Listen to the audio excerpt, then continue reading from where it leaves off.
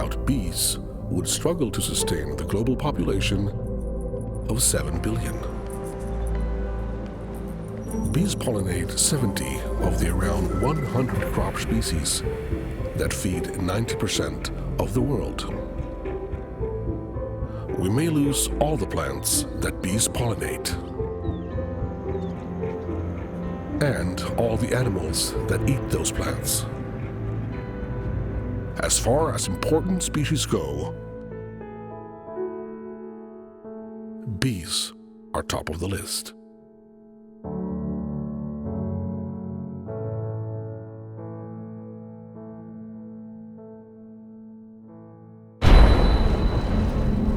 The global honeybee population is declining at an alarming rate. 4 million bees died overnight. 50 million bees died seemingly overnight. Witnesses compared to a carpet of dead bees. Turn this trend around.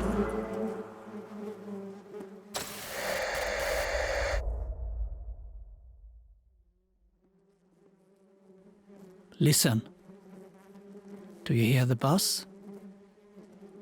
This is the buzz from the most important living being on the planet, according to Earthwatch Institute in 2019. This declaration is very concerning because bees are on the endangered species list, according to wildlife scientists and experts. So, what can we do to help? My name is Michael. I'm a senior digitalization advisor at Business and Technology Consulting, but I'm also a beekeeper. I have several beehives that I own and care for, and I'm also the secretary of a local beekeeping association. My father was a beekeeper, as well as my grandfather and my mother-in-law, so it is something that has been in the family for many years now. I've had bees for more than 20 years, but been around bees and beekeeping my entire life.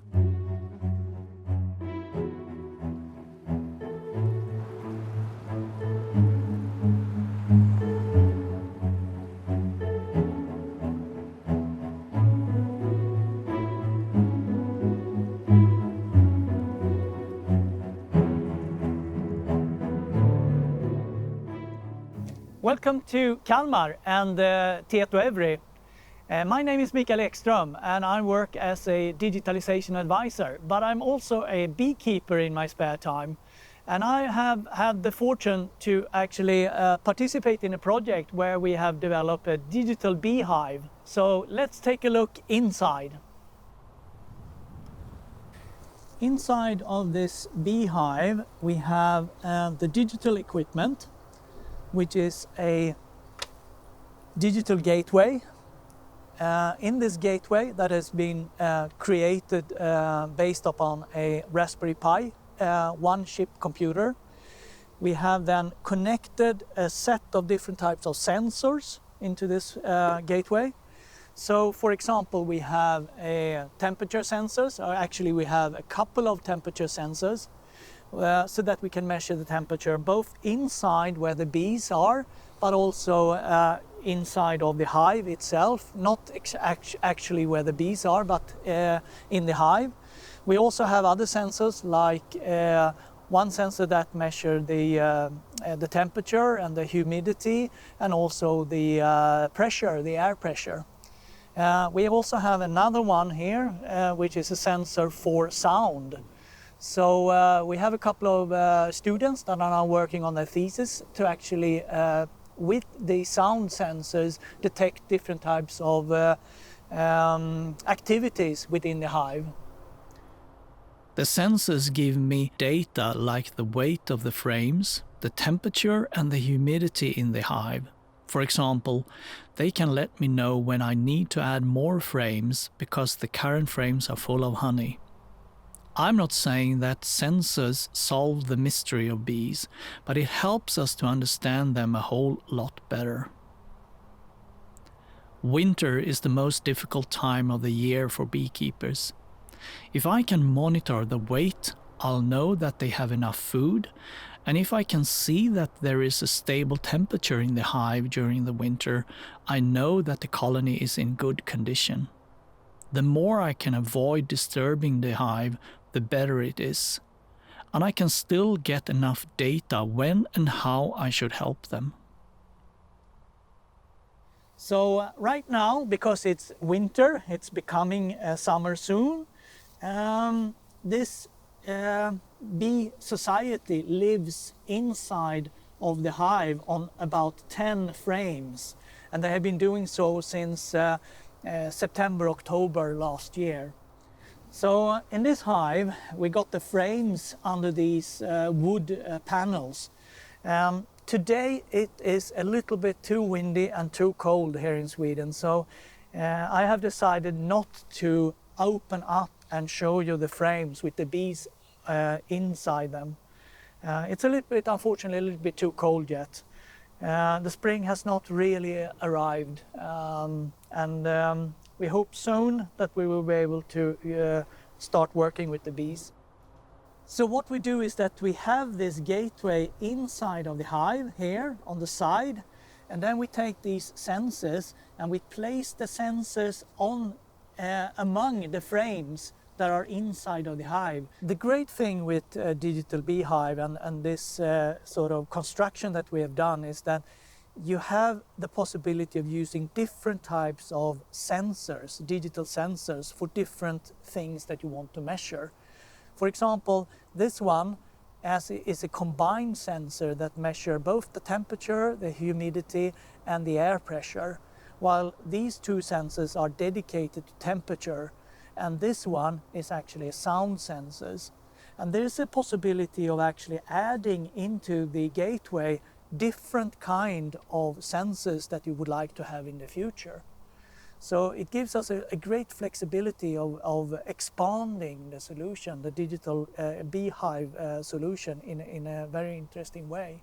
For example, we could perhaps measure the air quality, we could look for air pollution and other type of things that we want to measure.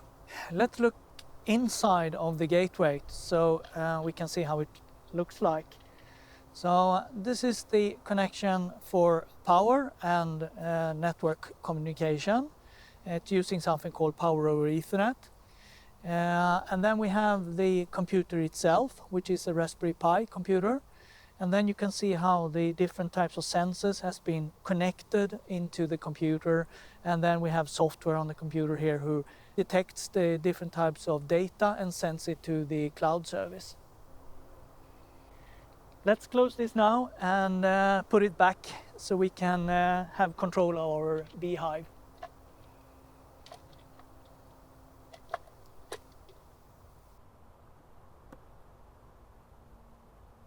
So in this hive I've actually placed some extra duvet to keep some extra warmth above sort of the bee society that are in here. This is to make sure that the bee queen, who has maybe during the spring started to lay some eggs in here, that she get a very good and comfortable temperature. So that's why I put some extra duvet on top of this to make them a little bit more cozy and so that they feel good.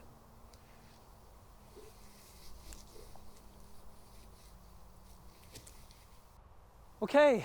I hope you enjoyed this little demonstration of the digital beehive and this type of hive called Smålandskupan. So let's close and hopefully this will be a strong and active bee society during the summer.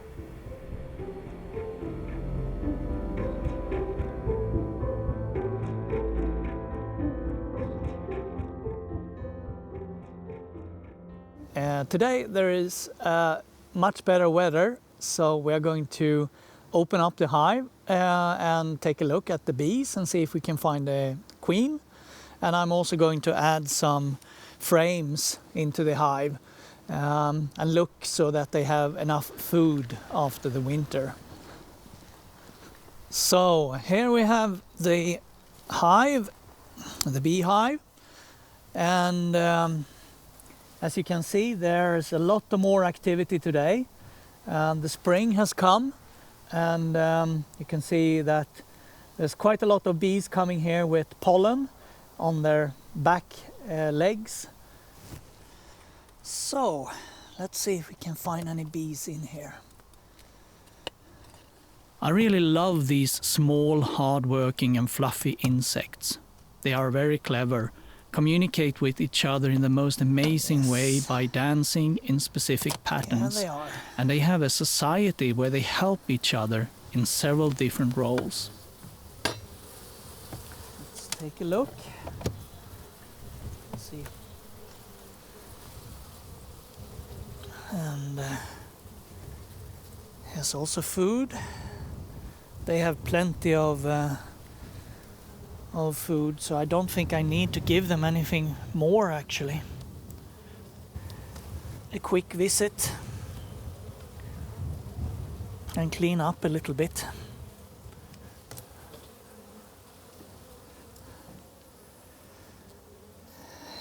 Here are some bees who are bringing in pollen. You can see the yellow big lumps on their back. Here's the queen. You can see here, she is green from last year, and you can also see that she has laid new eggs, and they have covered it with some wax on top of them. So she looks very, very nice. Many of you probably know that the most important bee in the colony is the bee queen. But do you also know that most of the decisions in the hive are made in a joint collective manner, like making a joint decision to feed one or more specific cells with more vitamins and enzymes so that a new queen is raised. And if she is instated, the old one will leave the hive. In other words, a swarm is created, and you will have 2 bee colonies to take care of. Let's close it up, and then we will expand the bee society when it's getting warmer and more close to the spring and warmer weather and summer. Now they can start expanding and building on their society. And for the season, for the summer season.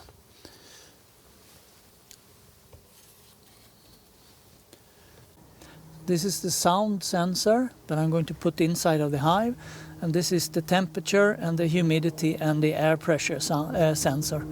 So I'm going to have these 2 lying inside among the frames. Oops. And then I'm going to put the duvet on top of it again, so that we help them to keep a little bit extra warmth. Now we have made the spring inspection and made some cleaning and checked out that they had enough food and that the society looks good. And now we put some of the sensors back as well, so we can keep a careful control of the bee society. The attention of the project has been incredible so far. There have been articles written about the project in several newspapers and magazines, like an international article by Bloomberg.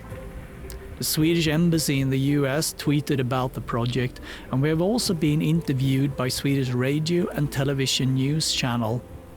One of our proudest moments were, however, when we got nominated to the CIO Awards in the category for this year's environmental project in 2020. And we actually won. So let's close up. When the idea of invention is at its best, a small change can make a huge difference. This year's environmental project shows that digitalization really can be used to create a better future. Collecting data and transforming it into new knowledge about small creatures in the ecosystem can make all the difference for our planet. Here are some concrete examples of how you can help bees, even if you are not able to have your own hive. First thing is to grow plants, trees and flowers that bees like and can collect nectar and pollen from. Bees really like wildflowers, so letting these grow will help the bees. For wild bees, you can put up small bee nests where they can find good living conditions. You can make these using instructions online or buy them in local stores.